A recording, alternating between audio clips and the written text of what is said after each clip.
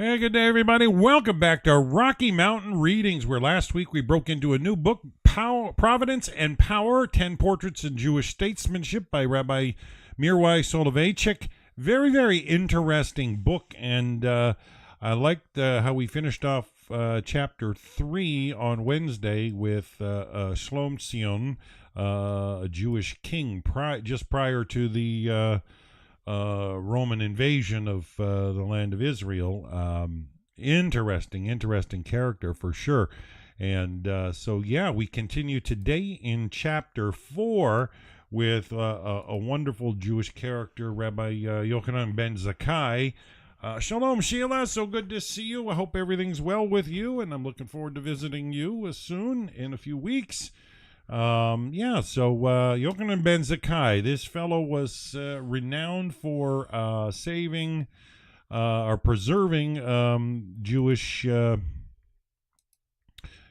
of life after the destruction of the temple. He was able to move the center of authority to Yavne. Interesting. I'm sure we'll hear about it here in this story. So let's just jump right into it.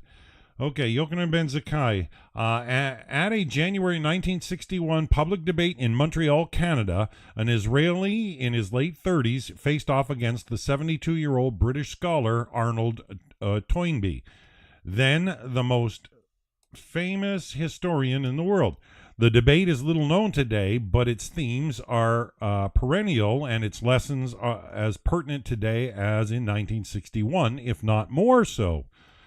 In his multi-volume A Study of History, in which he sought to explain all of human experience, Toynbee argued that every civilization proceeds through 4 consecutive stages of existence before disappearing from the terrestrial scene. They go through genesis, growth, breakdown, and death. Although he was aware that at least one particular people, namely the Jews, seemed to defy this universal rule, he nevertheless classified present-day Jews and their civilizations as but a moribund remnant from the far distant past that, while not fully dead, had not been truly alive for centuries. According to Toynbee, after the destruction of the temple in 70 CE, the Pharisee rabbis had renounced activist politics in favor of pacifism, quietism, and passive obedience to a restrictive system of communal law. Thereafter, from having once been a vibrant civilization, they and their successors became frozen in time, in his term, a fossil civilization. The father, what a statement.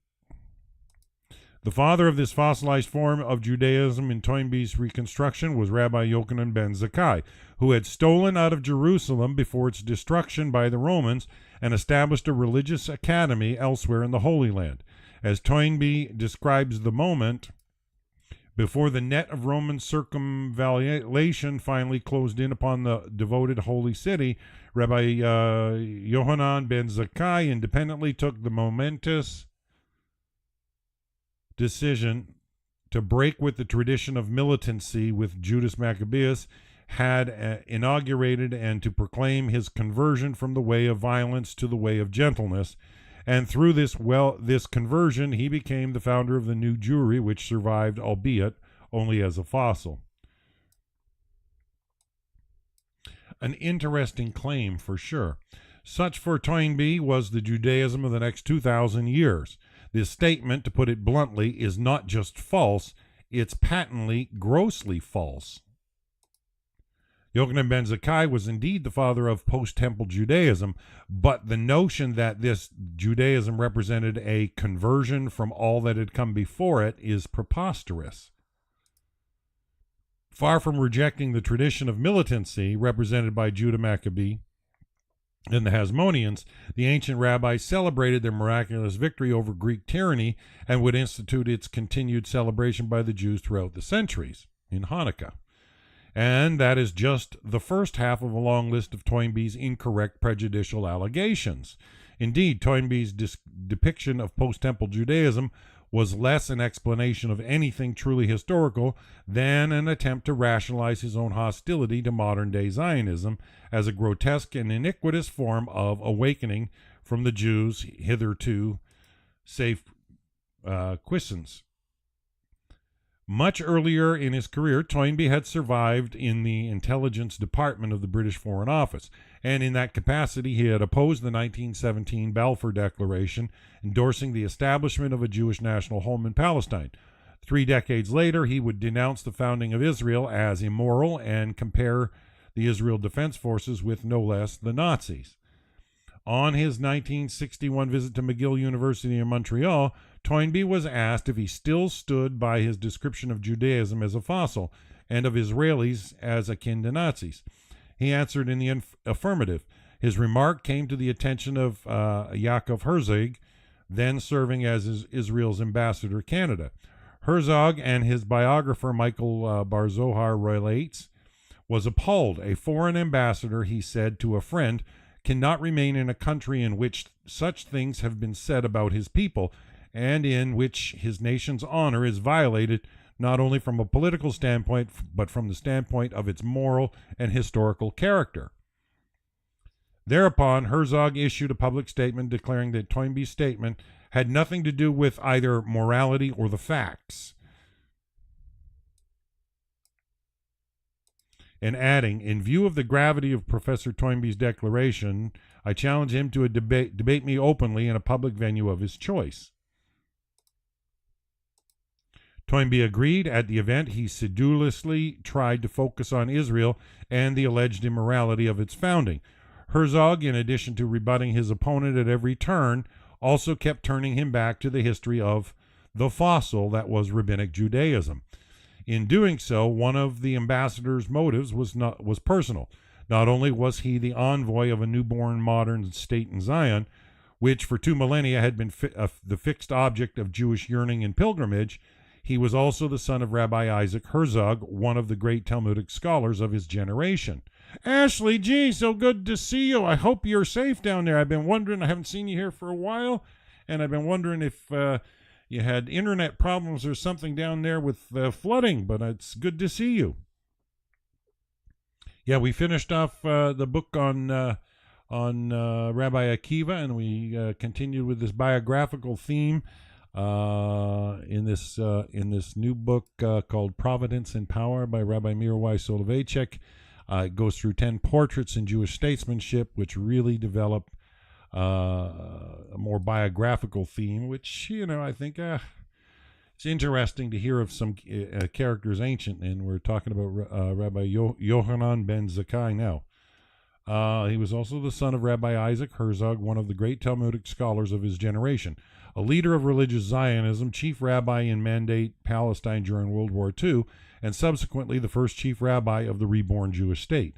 In the younger Herzog's view, the example of Yochanan ben Zakkai had quite clearly served as the elder Herzog's inspiration.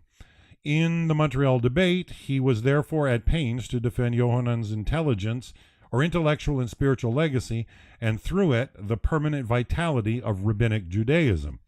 The entire debate, which can be heard on YouTube, was a triumph for Herzog. Afterwards, Toynbee's wife was reportedly heard chiding her husband for having agreed to the contest in the first place. It was also a thorough vindication of Yochanan ben Zakkai, the ancient Jewish scholar, teacher, statesman, and visionary who, rather than producing the fossilization of the Jews, was the one man who prevented it. In a long ago hinge moment of national defeat and exile, Yohanan had ensured the continuity of the people, Israel, becoming the progenitor of the traditionalist Judaism that thrives to this day, and helping ultimately to enable the Jewish return to the promised land. What do we know of Yohanan ben Zakkai? Of his origins, little other than that he was one of the youngest and best students of the great sage Hillel in Jerusalem. Hillel himself, a descendant of King David, had served as Nasi, patriarch, and head of the Sanhedrin. In his honor and in order to underline the Jewish political and religious link to David's dynasty and city, a rule was instituted that only Hillel's own descendants would succeed him. Thus, in the waning years after the Second Temple, leadership of the Sanhedrin was placed in the hands of not of Yochanan ben Zakkai, Hillel's greatest living disciple, but of Hillel's son Shimon, the grandson of Gamaliel. Yeah, we heard about this last night in Rabbi Moshe Shulman's class. He shared from Moses, or the rabbinical chain all the way back from Moses to the 11th century, and of course he went through this part in depth. These were exceptionally tumultuous years in the Roman-ruled land of Israel. In 66 CE, what is known as the Great Jewish Revolt broke out in Judea, a movement of open resistance to the brutality and religious depredations of the Roman procurator Gessius Florus. This burgeoning struggle, known by some as the First Jewish-Roman War, would rage for 4 years before ending the Second Jewish-Roman War. And this is a key point here, because this is where Christianity imagines the 3.5 year in the book of Revelations, when they derive it from the book of Daniel. This is the 3.5 years, according to rabbinical thought. That is, the full-scale assault, siege, conquest, and sack of Jerusalem in 70 CE by the Roman army under the commander and future Emperor Titus. During the revolt, many different Jewish factions were arranged against the Roman forces, which were led by Titus's father Vespasian. Several of these factions, themselves often internally divided, were known collectively as zealots, ultimately headed by two rivals, Shimon bar Giora and Yohanan of Gush Lalav. They were guerrilla warfare both against the Romans, whom they sought to expel from the land, and in some cases against their fellow Jews. As fratricidal infighting increased in Jerusalem and hunger suffused its population, Yohanan ben Zakkai devised a means to escape the city, whose catastrophic fall to the Romans he regarded as inevitable, so as to lay the foundations of post-disaster Judaism elsewhere in the land. Rabbinic literature offers no fewer than 4 versions of this tale. Though the differences among them are interesting, by and large the 4 present mutually reinforcing descriptions, at times literal, at times symbolic, of Ben Zakkai's worldview and strategy. Taken together, they allow us to create a composite portrait. The version that would prove most influential over the generations is found in the Babylonian Talmud, which places Yohanan in the midst of the Great Revolt and the fierce Roman reaction, with Jerusalem being starved to death and the zealots executing any who would attempt to escape and surrender. The zealots were then in the city. The rabbis said to them, "Let us go out and make peace with the Romans." They would not let them, but on the contrary said, "Let us go out and fight them." The rabbis said, "You will not succeed." The zealots then rose up and burned the stores of wheat and barley, so that famine ensued. Isn't that the way of the nuts, the apocalyptic nuts? Burn your food so that famine would happen against your own people.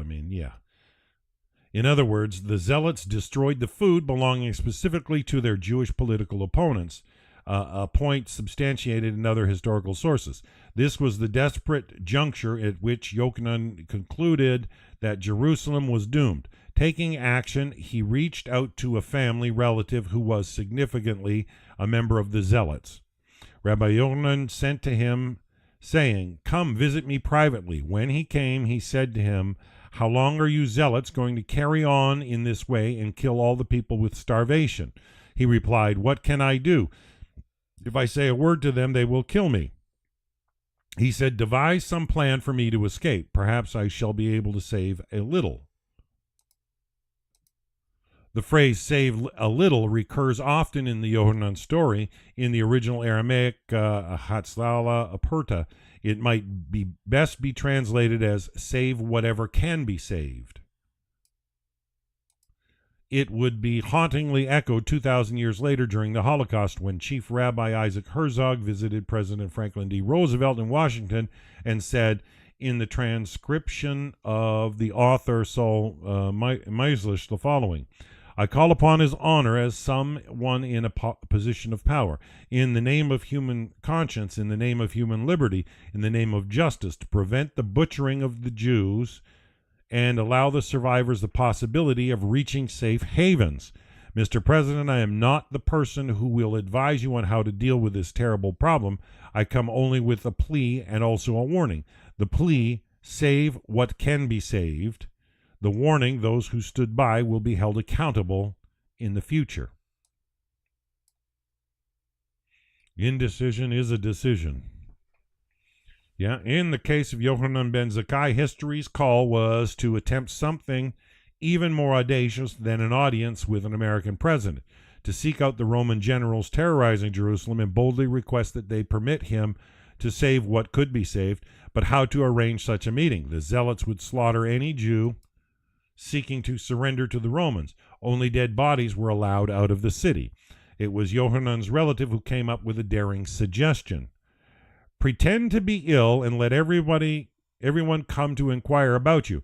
Bring something evil-smelling and put it by you so that they will say you are dead.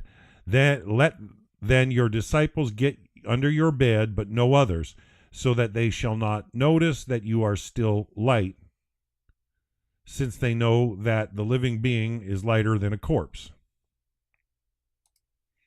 Dead weight is dead weight, yeah. He did so, and Rabbi Eliezer went under the briar from one side and Rabbi Joshua from the other. And we read about this in the last book, yeah. When they reached the city gate, some men wanted to put a lance through the briar, through the coffin. He said to them, shall the Romans say that the Jews have pierced their master?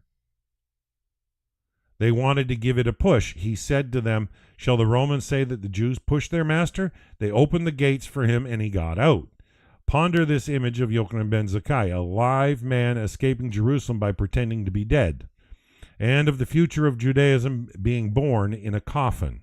As some commentators have noted, the coffin may be taken as symbolizing the death of any hope or dream of victory over Rome and a restored independence. Indeed, of any means of preserving Jewish Jerusalem or the temple. Yochanan's recourse to this bizarre method assumed, as it were, that the temple, the locus of Jewish aspirations, was on the brink of being lost, and therefore that a source of preserving Judaism must be sought and brought into being. In this way, his act united a hard-headed realism about the near term with an unshakable determination to build for the long term, a combination that for us is essential to understanding this realist who was symbolically willing to die in order to precisely to live and to prepare for the long, hard centuries to come. Why was Yochanan so sure the revolt would fail? Why did he rebuff the, to him, false optimism of the zealot leaders, who had actually scored some initial success in the Great Revolt? Did he not himself, as a faithful Jew, celebrate David's victory over Goliath, Hezekiah over Assyria, Judah Maccabee over the Seleucids? And why was he so convinced that surrender to Rome was the optimal recourse? In fact, the only means of circumventing the sure ravaging of Jerusalem and destruction of the temple. After all, the Romans, in conquering a city, were not usually in the habit of razing it to the ground. In continuing the story, the Talmud offers a historical hint that helps explain ben Zakkai's strategic thinking. When he reached the Romans, the rabbis recall, he said, "Peace to you, O king, peace to you, O king."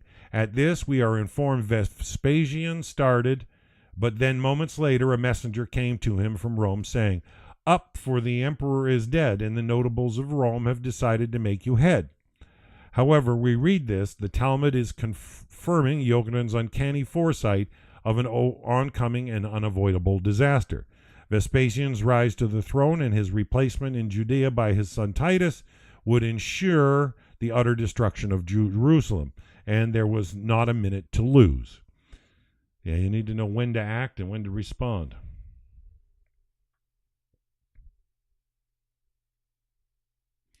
I'm glad you're all as well now. Multi-day power outage. Well, thankfully you're in a warm climate. I remember being in southern Ontario when they had a massive power outlet a number of years ago in Quebec during winter, and everybody was freezing. They were burning their kitchen tables for firewood, and yeah. Here, too, the Talmudic text acts with history. The Oxford historian Martin Goodman, in his excellent Rome and Jerusalem, The Clash of Ancient Civilizations, a 2007 book, writes that the later notion of Vespasian as an all-powerful emperor who brought Judea to its knees would have been unthinkable in the years before 69 CE. That is, the years of the Great Revolt. In fact, Goodman instructs us that then Emperor Nero had decided to entrust the control of 3 legions for the Judean war to Vespasian precisely because Vespasian was a competent mediocrity. That such a man might become emperor without breeding or contracts among the aristocracy was unimaginable. After the assassination of Nero in June 68 CE, however, a bid for the royal purple by Vespasian suddenly became at least conceivable, if not plausible. What he needed, Goodman writes, was a resume, specifically a gloss of foreign conquest, in order to be portrayed in the capital as a warrior hero and savior of the state.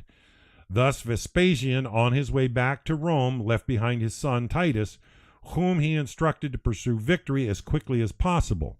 And indeed, as Goodman records, at the heart of Titus's eventual victory over Jerusalem was the ruthlessness of his assault, which paid little heed either to damage caused to the city or to the losses on his own side.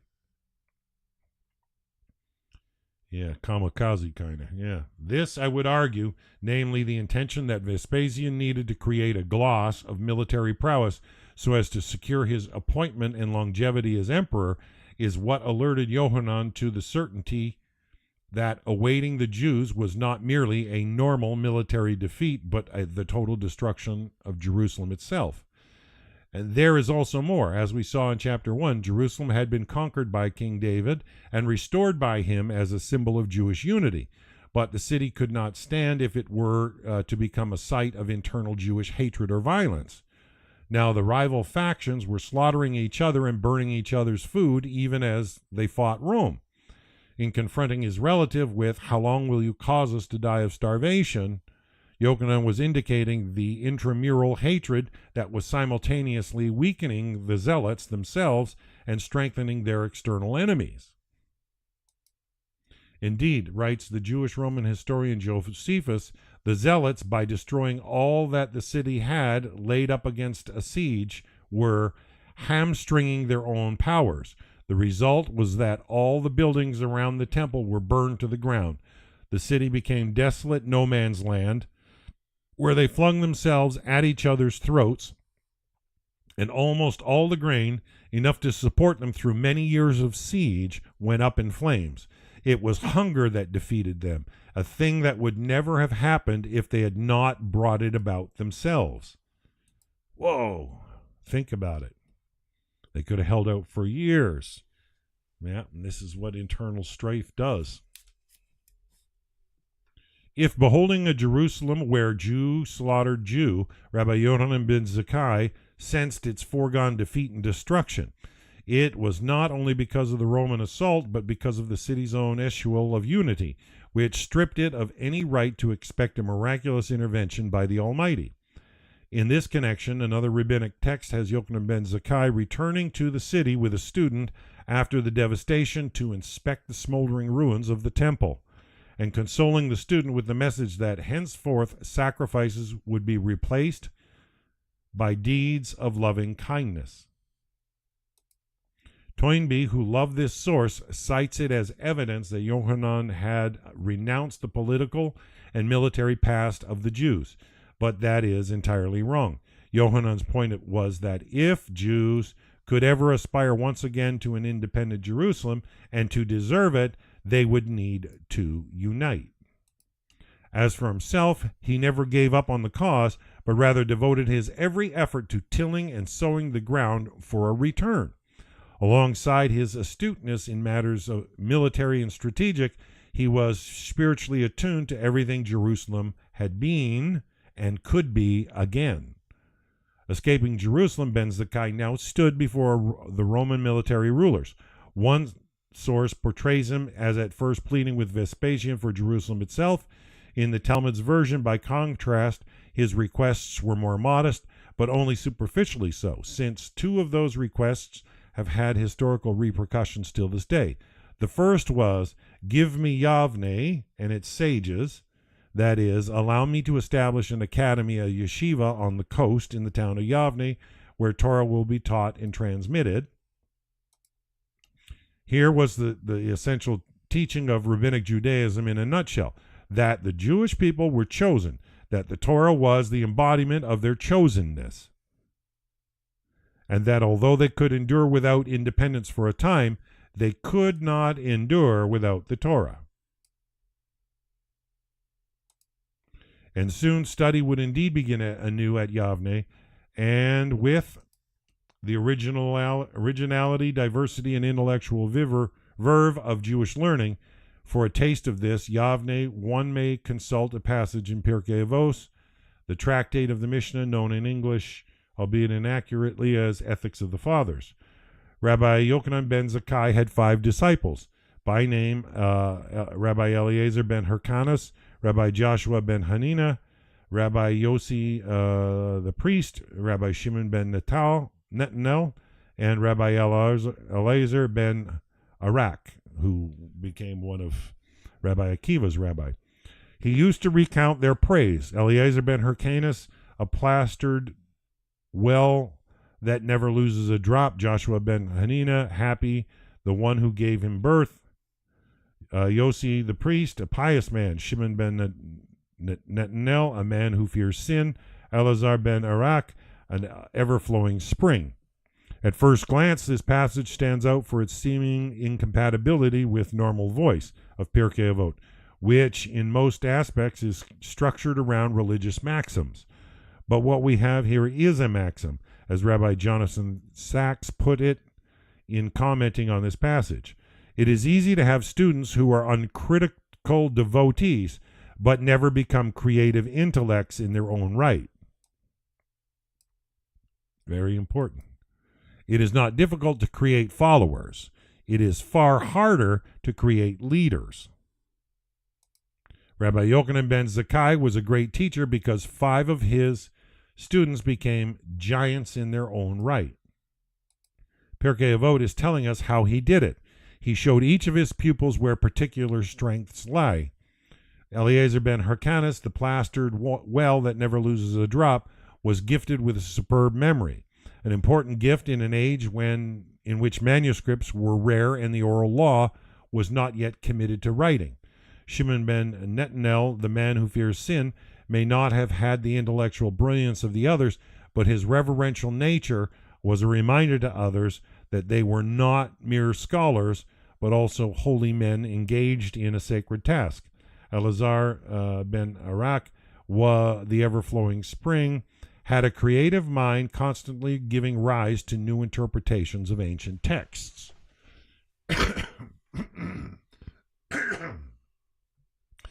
Thus,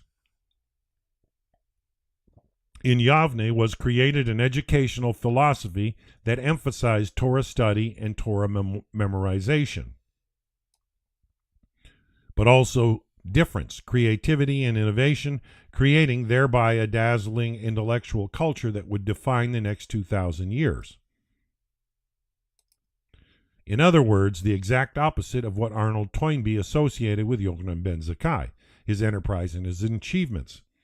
About that achievement, Rabbi Yaakov Herzog, in his 1961 debate with the man who considered Yohanan's Judaism to be an ossified form of faith, said the following: "If you think of Jewish civilization in terms of its impact on world civilization down the ages, the terms of its creativity, and, sir, you will pardon me if I observe that in your work you do not mention any creative Jewish activities since about 2,300 years ago.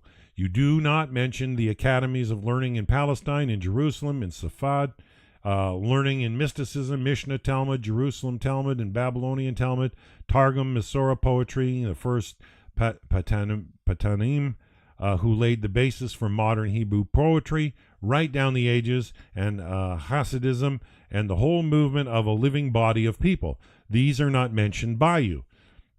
Nor was Yavne the only request made by Yochanan. If the first was the appeal of a strategically gifted scholar, the second was the request of a statesman. Give me Yavne and its sages, he said, and also the dynasty of Rabbi Gamaliel. He was thereby aiming to sustain the political spiritual authority vested in the descendants of Hillel, which come from King David, the family, himself the descendant of King David as the supreme leaders of the Sanhedrin. Yeah, family preservation for sure. It is true, as is often said, that Yochanan ben Zakkai ensured that the synagogue and study hall would sustain Judaism in the absence of its temple. But it is not the whole truth. Yavne was key, but it was not enough. Only by memorializing David and by saving the Davidic dynasty, the wellspring of Jewish unity, could Jerusalem itself be remembered as it once was and must once again become. The Mishnah further records specific practices and rituals instituted by Yochanan to advance the goal of remembering the sacred city. In Yavne, it was ordained prayers were to be rectified facing towards Jerusalem, and at the precise hours when the sacrifices had been offered in the temple, prayers for the restoration of Jerusalem were to be added, and therefore the laws of sacrificial offerings, in all of their various aspects, were also taught and ultimately some years later preserved in the Mishnah. One Mishnaic tractate, Midot, preserves an entire blueprint, as it were, of the temple, complete with all of its measurements and architectural arrangements. Thus did Yavne's two complementary foundations enable Jewish civilization to grow and spread along with the subsequent spread of Jews themselves to distant lands and climes. Wherever they settled and for however long they stayed, they maintained the vibrant and constantly evolving study of Torah, even as their connection to the land remained in place. Their prayers towards Jerusalem remained in place, and their physical presence in the land, much reduced but always significant, remained in place. As Yaakov Herzog reminded Arnold Toynbee, of all the ancient peoples of the Middle East, we are the only one living in continuity today in the Middle East, speaking the same language, practicing the same religious faith, and he added, invoking not only Yochanan, but also two other towering figures of prominent Jewish consequence, Rabbi Yochanan ben Zakkai, to whom you devote much attention, he and Rabbi Akiva, and the rebel leader Shimon bar Kokhba. If these three were to come to life, it could live with us, would not find a dichotomy that snapped them asunder. There is a continuity of experience. I like how last night in the Noahide Paths class, how Rabbi Shulman clarified authority and the rabbinic authority, and how its importance was prevalent for maintaining that continuity of their community abroad. And his next session, he's going to go from 11th century to the 20th century, and I'm sure he's got lots to cover, and he's trying to show how the circumstances that they faced maybe decentralized the structure of rabbinic authority, but a decentralization of it doesn't mean a destruction. The roots are still present, and beautiful. An especially striking instance of that continuity and of Yochanan ben Zakkai's own unflagging commitment to it is this. When Gamaliel, Hillel's grandson and heir, arrived at Yavne, Yochanan simply stepped out of the picture. His impulse to honor the Davidic dynasty was akin, one might say, to George Washington's giving up power after only 2 terms as president and returning to his home at Mount Vernon. Had Yochanan so chosen, he could have replaced the house of Hillel with himself, but he knew that the result would have been to tear asunder the link to Jerusalem, a price that, as both scholar and statesman, he would never pay. In last night's class, Rabbi Shulman shared how even in Babylon, the family of King David's ancestors were given local authority in the Jewish areas and in to Susa as well, where a couple of major yeshivas were established, becoming the heartbeat or source, if you will, of the Jewish authority, where the Babylonian Talmud was formed. Yeah, he really shared a lot. A very, very, very good video from last night, a couple hours long, but it's worth listening to as far as filling in gaps of history. His last words on earth were, "Prepare the throne for Hezekiah the king, for he is coming to escort me." Hezekiah was the last Davidic king to reign securely over a Jerusalem that was truly righteous and politically independent.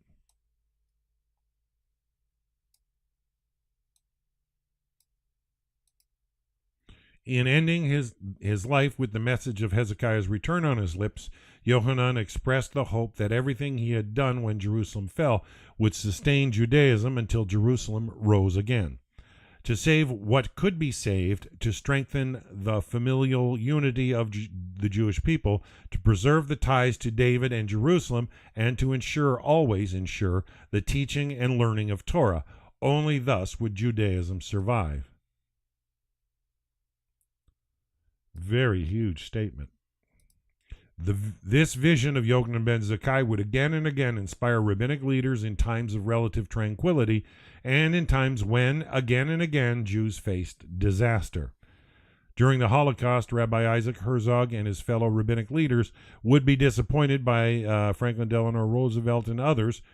By no means were they all saved who could have been saved, but after the fall of Nazi Germany, as chief rabbi of Mandate Palestine, he spent 6 months traversing Europe, visiting orphanages and monasteries in a search for Jewish children whose parents had hidden them for safekeeping with non-Jews and who in the intervening years had likely forgotten who they were and whence they came from. In the end, 500 such children were saved by the chief rabbi. Gee, just amazing, you know. I mean, people commit to doing tasks. Oh, gee.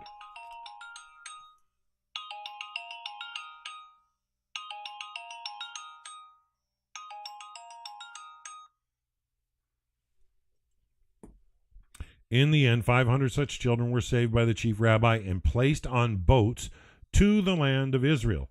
500 children who would otherwise have been lost to the Jewish people forever.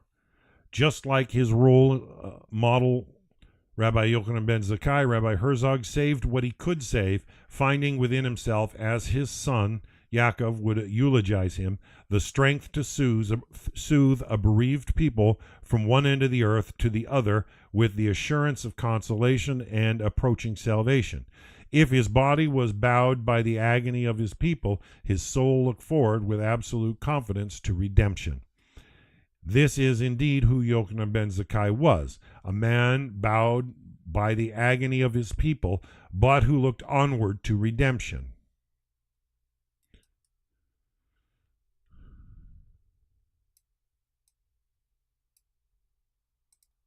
Who was realistically prepared for Jewish exile, but who sowed the political and spiritual seeds of Jewish return, who crafted an intellectual and religious heritage that blazingly reveals the Jewish people over the last 2,000 years to be anything but a fossil. In fairness, Arnold Toynbee was not the only one to distort or misconstrue the legacy of Ben Zakkai. Others, even among the Jews and even among the heroic founders of Israel itself, failed to understand him, let alone celebrate him, identifying him instead with the spirit of Jewish defeatism and or accusing him of deserting.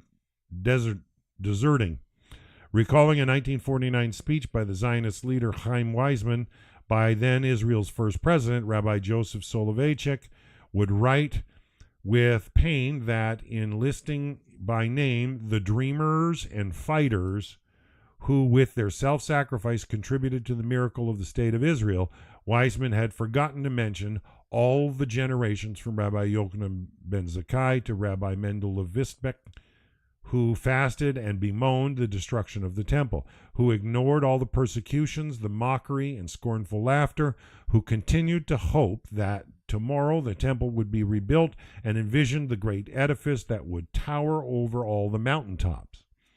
We can, of course, comprehend the omission many secular Zionists sought in statehood, Jewish normalization, and the lesson of Yochanan ben Zakkai is that Jews are not normal people. They are chosen for the Torah, and that ultimately this is what constitutes their eternity. But Rabbi Soleveichik was also right. Only by augmenting the lesson of modern Zionism with the story of Yochanan ben Zakkai can a full appreciation of Jewish statehood be distilled. Several years after their debate in Montreal, Yaakov Herzog and Arnold Toynbee had another run-in, this time in England. Toynbee asked him why the Jewish claim on the Holy Land should be considered differently from any other people's connection to its ancestral homeland. After all, Toynbee said, "How can I explain to Egypt's President Gamal Abdel Nasser that here comes a nation after 2,000 years and claims the right to this country? And what shall I tell him if he asks me, what about the Vikings in Norway who settled in England 1,000 years ago? What if the Vikings wanted to go back to London?" Herzog replied, "Logically, you are right, but there is one small flaw in your argument. There are no Vikings that seek to return to England. How can you apply to this case, the ordinary laws of history, when, as you have written, more than a score of empires and cultures have risen and disappeared from the horizons of civilization during the same period in which this little people has continued to exist?" Big statement.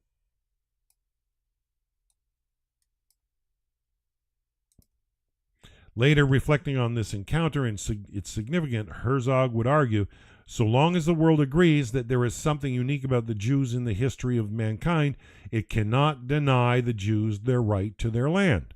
That something unique can again be summed up in the concept that the Jews are a people apart, exceptional and eternal, which is to say that one cannot defend the existence of the Jewish people as a nation, as a political entity, without embracing the fact, in defiance of Toynbee's rules, of Jewish eternity and all that it implies. That, in turn, possesses a question for today's Jews as well, and today more than ever, whether, as Herzog put it, this concept of Jewish uniqueness denotes a privilege, not an escape from society as a whole, but a unique role within it, or whether it is an anomaly which must be denied and discarded. Indeed, why have the Jews survived till now? What is the source of their salvation, the secret of Jewish perseverance, preservation, and Jewish return? If the Jews have had a spiritual calling to fulfill, a privilege deriving from their unique role in society, what does that tell us about their responsibility in today's day and age? In addressing that question, perhaps a final anecdote will help. In the archives of Israel's National Library, there sits a small card. On it is a greeting in Hebrew to Rabbi Isaac Herzog from some of the orphaned Jewish children whom he met and saved during his months of searching throughout ravaged post-Holocaust Europe. The card reads as follows: "We, the children of the remnant of the exile, are so very happy to greet our master, the chief rabbi, Rabbi Herzog. And we vow in his presence that we will ascend to the Holy Land and assist in its rebuilding. May it be the will of our Father in heaven that we merit to see an independent Jewish state inspired by the spirit of our Torah."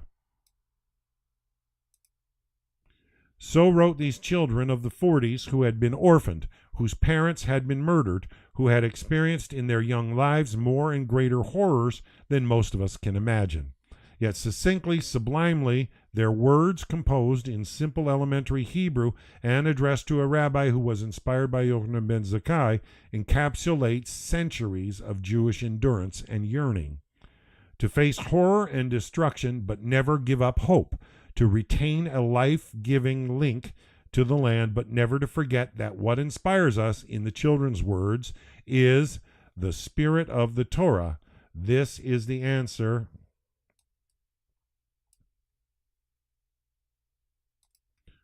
to Yaakov Herzog's question, is also the legacy of Yochanan ben Zakkai, statesman and rabbi, and the reason why to this day his legacy lives on. Wow, amazing, amazing stuff. All right, let's continue with chapter 5. Don Isaac Abravanel. Isaac Mirlau, a former chief rabbi of Israel, was interned as a child at the infamous Nazi prison camp of Buchenwald in 1945. At the age of 8, he became its youngest survivor. In his memory, Out of the Depths from 2011, Rabbi Lau relates how, on one occasion, some of the camp's starved and emancipated prisoners nevertheless managed, despite all odds, to observe as best they could the holiday of Purim, an especially joyous date on the Jewish calendar that commemorates the rescue from certain death of the Jews of ancient Persia. As no one in the camp had a copy of the biblical Book of Esther, in which the tale is told, a number of older inmates wrote down with charcoal on yellow paper torn from discarded sacks of millet whatever passages they could remember. From these, a committee of elders of the prison block tried to reconstruct the proper order of the text. Rabbi Lau continues, on Purim Eve, the Jews of Buchenwald read the impoverished scroll. They could not recite the blessing since the scroll was incomplete and not written on parchment, and thus did not fulfill the conditions of religious law. Still, with whatever they had dredged up from the depths of their memories, they managed to create a traditional Purim atmosphere. At the end of the evening, the Jews sang a symbolic lines charged with meanings, Shoshanat Yaakov, Sahala Vasemyah, the rose of Jacob, the Jewish people, rejoiced and exulted. You have been their eternal salvation, their hope in every generation. All who hope in you will not be put to shame. All who trust in you will never be humiliated. So touching. I mean, right in that prison camp. One marvels at the scene. What could it have signified for these disease-ridden, exhausted, and terrorized Jews to profess their shared belief in all that Purim proclaims, when their own circumstances made a mockery of any such belief? How could they revel in the undoing of an ancient Haman and his plot to kill all of the Jews of Persia, when everything around them testified to the grimly unstoppable intent of a modern-day Haman to murder every Jew on earth? How could they sincerely aver with the certainty of Queen Esther's cousin Mordecai that salvation will arise for the Jews, when their own salvation was not only uncertain but virtually inconceivable? Soul-rending as such questions must have been for these targets of Hitler's bloodlust, they were not the first Jews in history to face radical traumas. One such Jew centuries earlier had been Don Isaac Abravanel from 1437 to 1508. An accomplished statesman and advisor to kings who had served with shining distinction in royal courts throughout Europe while emerging as one of Judaism's seminal scholars of Torah, and as a leader of his people, one who would be tasked at a terror-ridden juncture in Jewish history with sustaining his people's faith. Tellingly, the message of Purim, of crucial relevance in 1945 for the Jews in Buchenwald, had been no less pertinent 5 centuries earlier for the differently situated Abravanel, from whom it elicited a response simultaneously tragic and inspiring. The life and thought of this extraordinary person continues to be analyzed by gifted scholars, including Eric Lowy and Cedric Cohen-Scally. In what follows, I will be drawing mainly on a somewhat earlier remarkable work by the late historian Ben Zion Netanyahu, Don Isaac Abravanel, Statesman and Philosopher, 1st edition, 1953, 5th edition, revised and updated in 1998. My citations, except when translating directly from Abravanel's Hebrew, will also be from that book. Finally, since Don Isaac's political experiences and intellectual output are too vast to be fully treated in a single essay, I will focus on certain key aspects of his life while necessarily leaving many others untouched.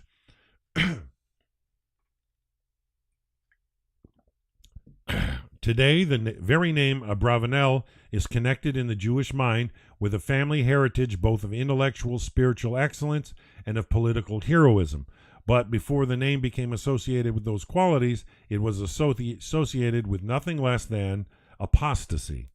Notoriously, Isaac's grandfather Samuel, the patriarch of the Abravanel family, had been a prominent figure among the Jews of Spain, but had then converted to Christianity. What exactly prompted this act is unknown, although it was once thought that he had been coerced. Later scholars have disputed this theory. What we know, Netanyahu writes, is that Don Samuel never returned to Judaism, that he devoted himself strictly to his own social rise and the amassing of a great fortune, that he reached the highest stations in the king's financial service, and that many of his offspring intermarried with Spain's nobles. This means that from the very beginning the family was fractured, with some of Don Samuel's offspring and relatives assimilating both religiously and socially into Christian Spain, while others fled the stain of the patriarch's choice by moving elsewhere.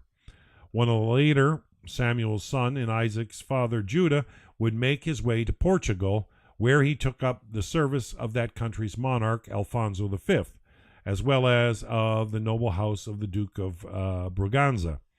From this courtier father Judah, the young Isaac would have received both a training in Torah and an education in the intellectual tradition of the West. That is, the basic curriculum of a courtier Tob. As he entered adulthood, Isaac too would render financial and political service to King Alfonso and also to the family of the Duke. By the latter, especially, he was clearly regarded as indispensable. Netanyahu writes, "We do not know what specific services the Abravanel rendered in the management of his ducal patrons' tremendous fiefs. He must have fulfilled some vital tasks, for we know that he was compensated in abundant measure. He himself would become the owner of vast estates, some of which came to him in all likelihood as gifts from his grateful and magnanimous friends."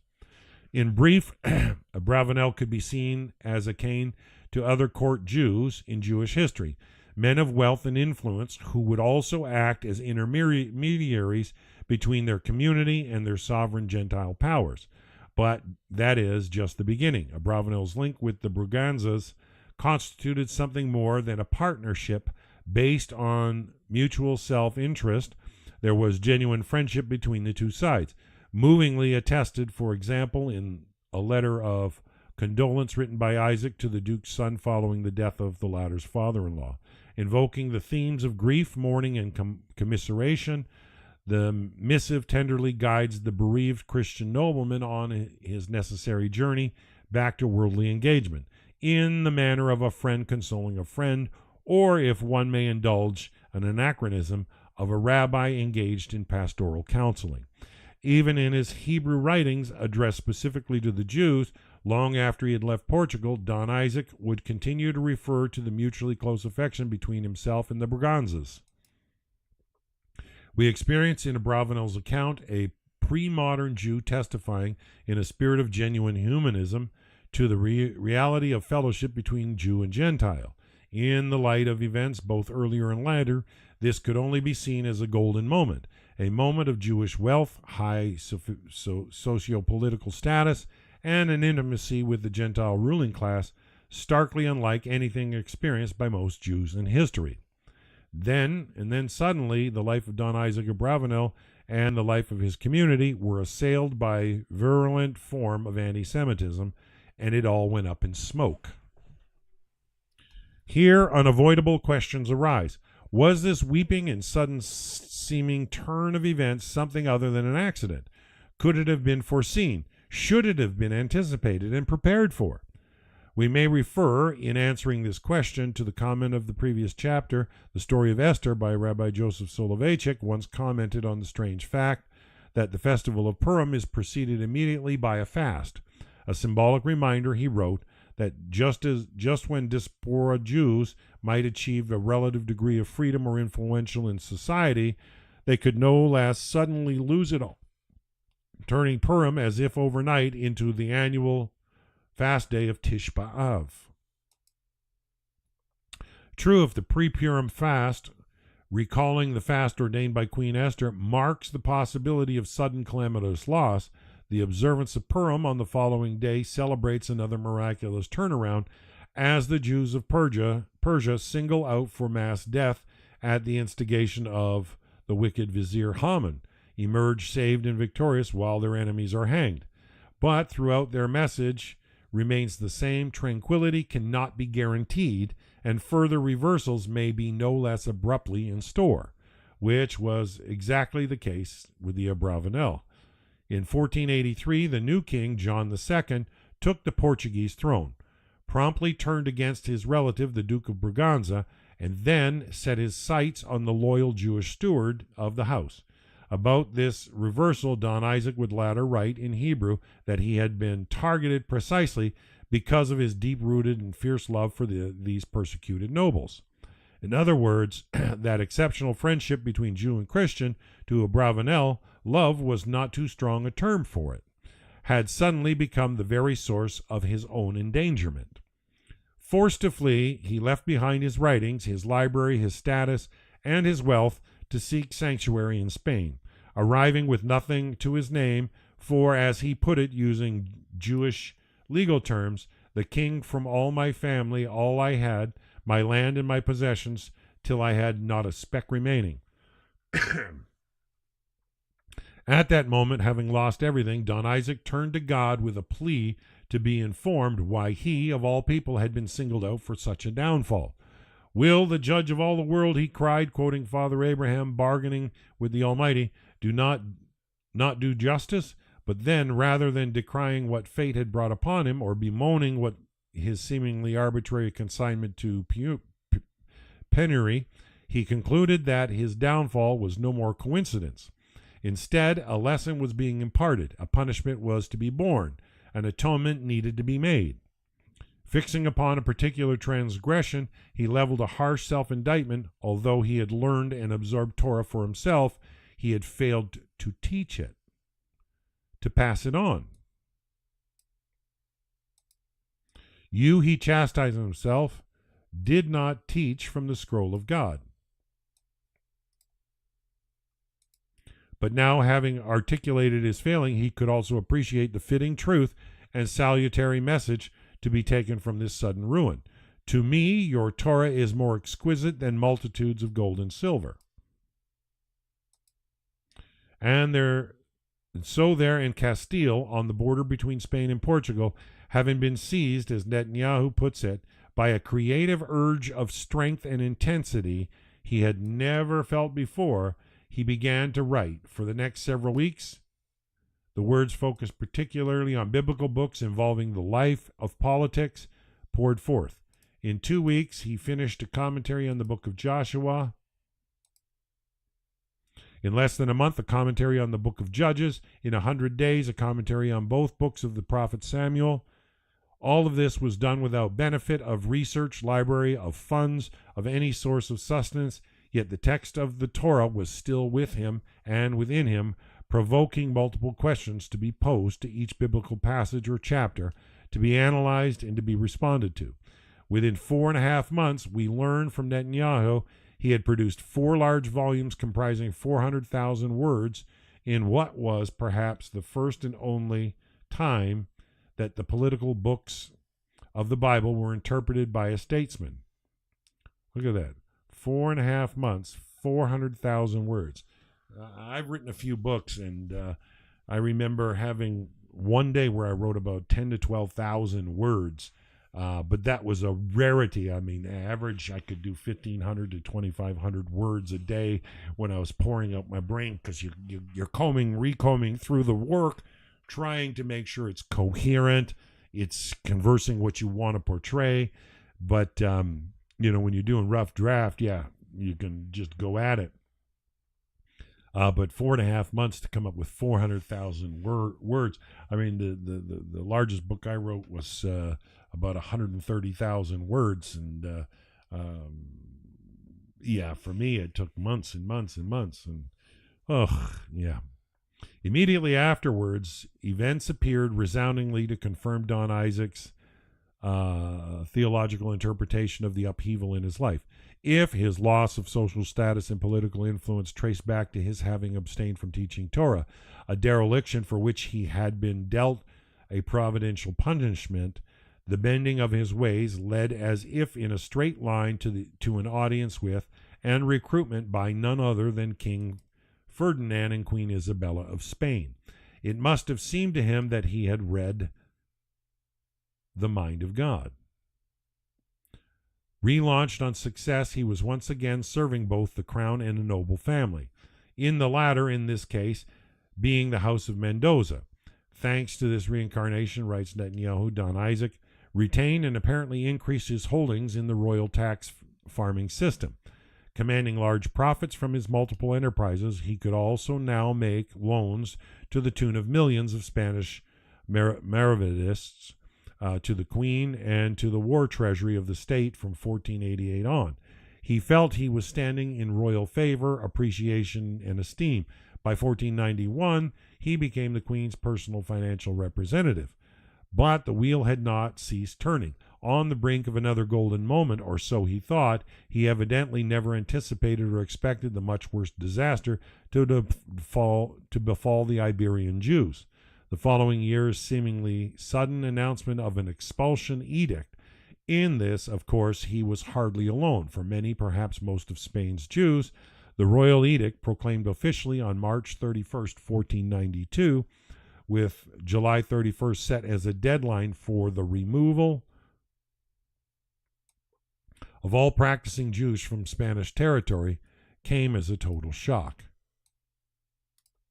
You see what the Jewish people have had to face. Yeah, expulsion from the country. You imagine living somewhere, owning lands and property and businesses, and you're told, sorry, you got 2 months to get out of the country. In retrospect, however, that he and they should have been shocked is an even greater surprise, one that Netanyahu has much to say about both in the biography and in another book, The Origins of the Inquisition, 1995.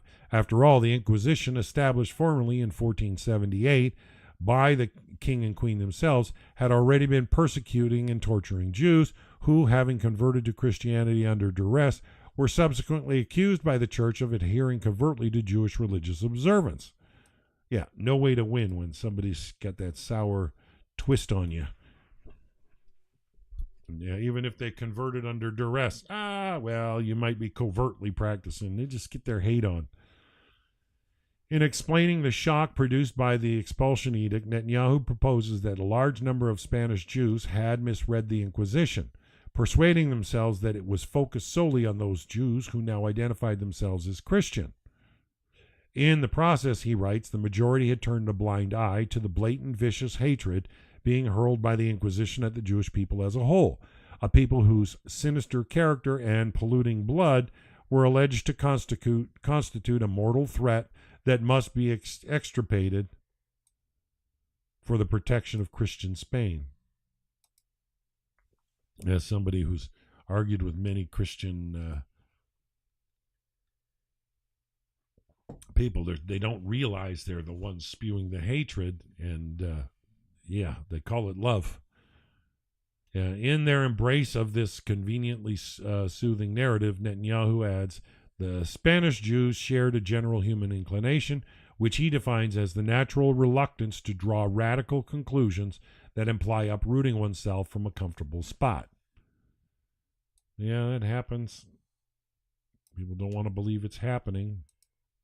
Just as German Jews in the 20th century would fail to foresee Hitler's rise to power at any time during the period preceding that rise, so the Jews of Spain failed to notice, even a few years before the expulsion, the mountainous wave that was approaching to overwhelm them. Indeed, as we already saw in chapter 2, where we cited some of these same words by Netanyahu, the Jews of Spain had also failed to learn the long ago lessons of Jewish vulnerability taught by the experience of the Jews of Persia and recounted every year on Purim in the public reading of the book of Esther.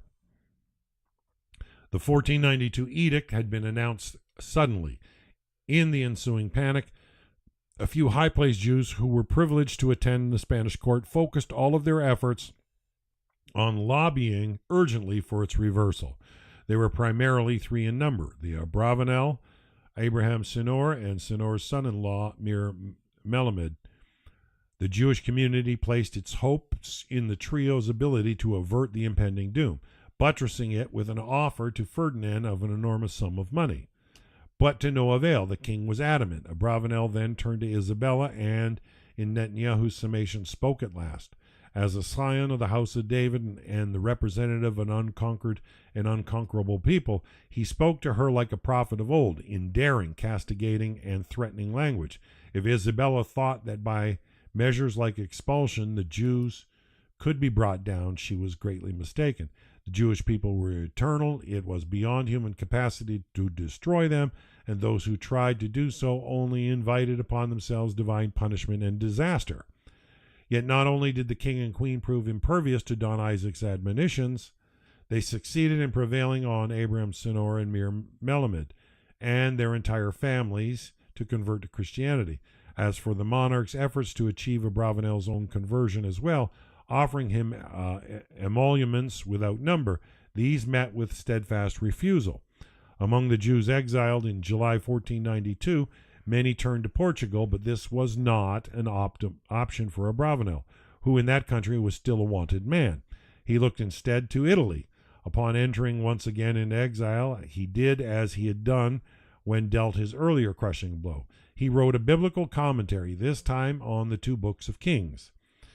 In a preface to that work, recounting his strenuous attempts to prevent or annul the expulsion decree, Abravanel restored to his customary practice of peppering his prose with biblical allusions.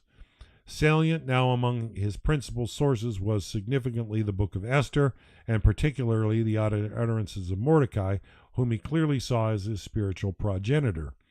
The evil decree, he wrote, had been issued at a time when I was in the courtyard of the king, like Mordecai in Esther 2:21. In seeking the help of Christian nobility, I called to my friends who see the face of the king to request mercy for my people, like Mordecai in pleading with Esther to intercede with the king, in Esther 4:8. When that proved to no avail, he continues anxiously, in every place where the command and decrees of the king reached, there was great mourning by the Jews, Esther 4:1. He concludes his account by describing the mass expulsion. And they went out without strength, 300,000 Jews by foot, and I in their midst from young to old, children and women, in one day in all the provinces of the king. And ending with another reference to Esther 3:13, adapted from the book's description of Haman's plot to massacre the Jews of Persia, from young to old, children and women in one day. The allusions to Esther's story may strike today's reader as incidental, mere literary ornaments. In reality, they are instructive, poignant, and profound, hints of what Abravanel himself had hoped to accomplish and agonizingly failed to achieve. Providentially placed in the court of the kings in order to seek, like Mordecai, the welfare of his people, he had spent his life in the service first of Portugal's king and nobility, only to lose it all, and then suddenly accrued fresh power and influence in the court of Ferdinand and Isabella, when, as if out of nowhere, a decree was issued against his people. How could he not hope that the stage had been set for a second Purim story, in which he might say of himself, as Mordecai said to Esther, "Perhaps for this very reason Providence has placed you in the court of the king." A tragic irony is thus contained in these last citations. In the book of Esther, the great mourning provoked by the king's decree is replaced in the end by a second decree, dramatically annulling the first and immediately eliciting an outburst of Jewish joy and gladness, Esther 8:16. But for the Abravanel, there had been no annulment and no gladness for him. To adopt Rabbi Soleveichik's model, the joy of Purim had been definitively usurped by its reverse counterpart, the mourning of Tish B'Av. Not redemption, but devastation lay in wait. Hope and expectation had been blasted, with the anticipated happy ending turned inside out, and joy and gladness replaced by failure, defeat, humiliation, and mourning, a Purim tale in reverse. How great must have been his anguish and distress. There was much else to sharpen the blow. One of the elements of grandeur in the tale of Esther and Mordecai stems from the fact that the two cousins were descended, like Abravanel, from a failed family. They were of the house of Saul, the Israelite king whose monarchy did not succeed and who lost his throne because of his failure to carry out his divinely ordained mission to kill Agag, the king of the Amalekites, who was also the ancestor of none other than evil Haman. What is more, according to the book of Esther, an especial close ancestral relative of the queen and Mordecai was Shimei, a member of Saul's family who had refused to recognize David's sovereignty, who shamed King David in public, and who was ultimately put to death by King Solomon. Yet, with both failure and treason in their bloodline, Mordecai and Esther overcame all obstacles and triumphed not only in saving the Jews, but in redeeming their family name. Abravanel's family had left Spain in shame after his grandfather Don Samuel converted. Now, analogously, the stage had seemed to be reset for the association of the Abravanel name with the salvation of the Jews. Instead, he himself would join the company of the exiles bound for Italy, whose pitiful appearance upon arrival was captured by an eyewitness in these words. One might have taken them for specters, so emancipated were they, so cadaverous in their aspect, and with eyes so sunken they differed in nothing from the dead except in the power of motion, which indeed they scarcely retained. Whoa, what a statement. And that's cited by an American clergyman and historian, John S.C. Abbott, in the book called The Romance of Spanish History from 1869. From this awful ignominy, no recovery could be expected, and yet, once again, his reputation preceding him, Abravanel recouped serving the king of Naples. He established so firm a fellowship that he would accompany the monarch into political exile.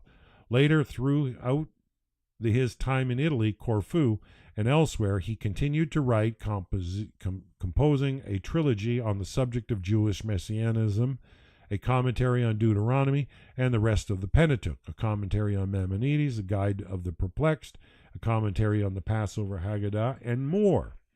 Among these subjects, Netanyahu identifies messianism, the firm expectancy of final redemption, as the dominating theme in Abravanel's post-expulsion thought, one that, communicated through his writings, helps sustain the hopefulness of the Jewish people at the moment of terrible challenge to their faith.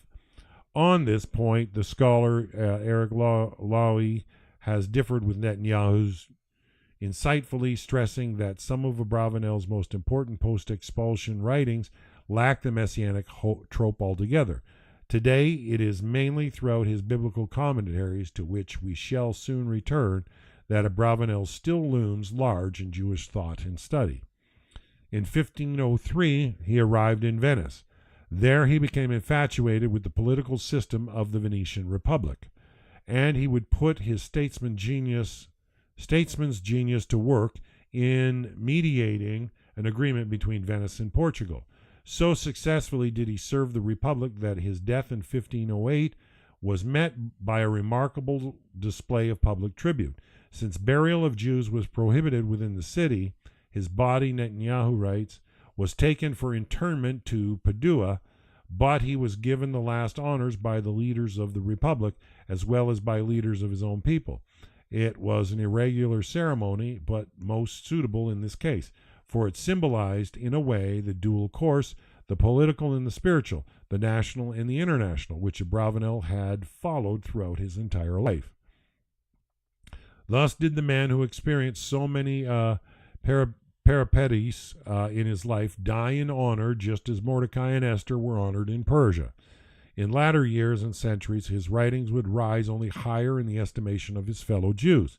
But what, if anything, do these writings have to do with his legacy as a Jewish statesman? His service to kings in Portugal, Spain, and Italy? And what, if anything, is the role played by his statesmanship in his writings as a Jew for Jews? One answer is to be seen in the biblical interpretations themselves. Uniquely, Abravanel seeks not only to explain the words of prominent biblical figures, but to tease out the political implications of those words and of the figure's actions, and thus, more broadly, to analyze the political worldview of Hebrew Scripture. Take, for example, his commentary on the Torah reading known as Yitro from Exodus 18:1 and 20, verse 23, in which Moses, guided by the advice of his father-in-law, instills leaders of the Israelite peoples in their trek throughout the desert. Bravanel interprets this passage as envisioning a system of local and national legislatures akin to the Venetian model, except that, unlike in Venice, the leaders were chosen by popular vote. For a moment, a student of American history may even be reminded of the discussion in Federalist Paper number 51 concerning the relation between the central national power and the various states. Not that the Bravanel was an American-style political figure or a proto-federalist. He was thoroughly a man of his time. But as a biblical exegete, he never stopped being a statesman and a man of politics, to the point of citing not only the Talmud but also the Roman tribunes Seneca and Cicero. His work, read by the latter Christian scholars, may rightly be considered one of the precursors of what would become known as Christian Hebraism, an early modern movement that turned to the Hebrew Bible for political instruction and would thereby profoundly influence the American founding fathers.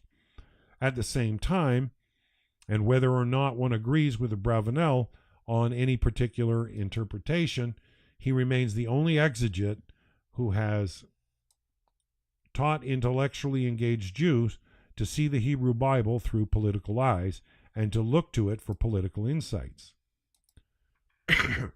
Relatedly, and even more importantly, any appraisal of his specifically political legacy must begin and end with the profundity of his Jewish faith.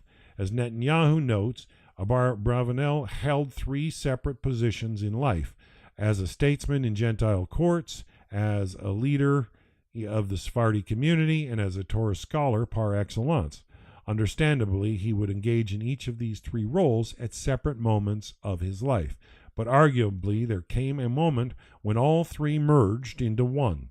Standing before Ferdinand and Isabella, urged to stay and to convert, offered wealth, power, influence, comfort, he instead spoke of the eternity of the Jewish people and said no. What did it cost him to do this? Today, given the reverence in which great scholars of Torah are held by the Jews, it might seem easy to portray Bravanel as one who did not really care for the power and influence and wealth he had acquired.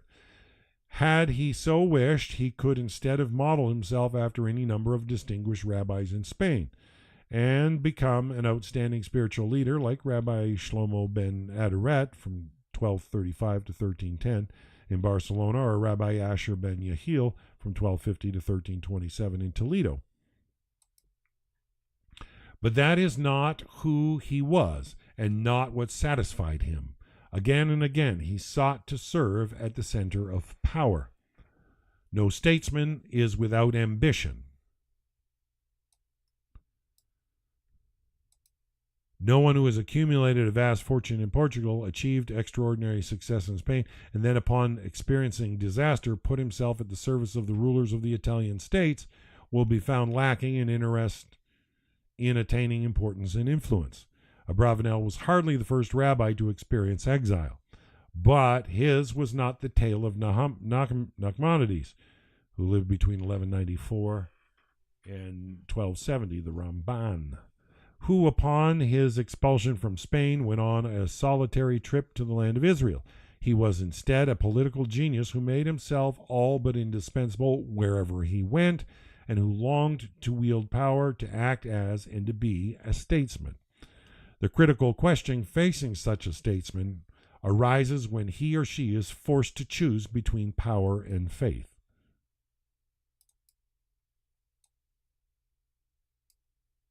Come on. We know what choice Bravanel made, but we need to ponder how extraordinary a choice it was.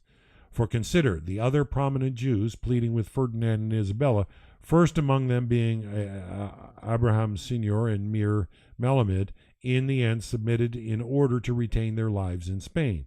Indeed, the very same choice had been made by Bravanel's own grandfather in circumstances less dire. Now the king himself and the most important cardinal in the land would serve as Catholic sponsors at the conversion of Abraham Sr., and one can only imagine the much great honor that would have been paid to Abravanel. He was undoubtedly more highly valued than others. Little would have been denied him had he acquiesced. Surely, so long as he agreed to deny his identity, he would have been given that which only in theory seemed a possibility for Queen Esther, namely, to take refuge in the house of the king. As Mordecai put it to her caustically, even as many other Jews suffered. We honor statesmen for what they do, but sometimes what they refuse to do can more truly define their legacy.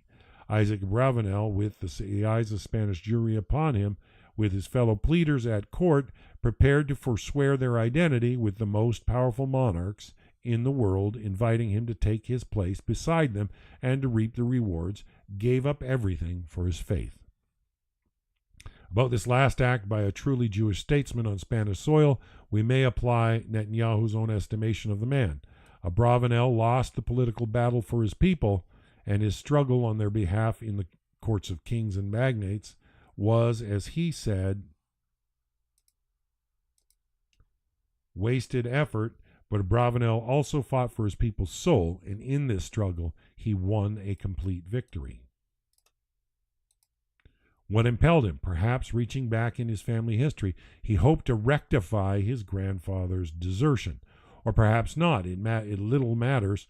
Today, few have heard of the convert Don Samuel Abravanel, while his grandson Isaac's fearless Jewish loyalty hovers over his entire legacy and will live on forever in Jewish historical imagination, as indeed it must have lived on in the lives and minds of the Jews who accompanied him into exile and those of their children and their children's children.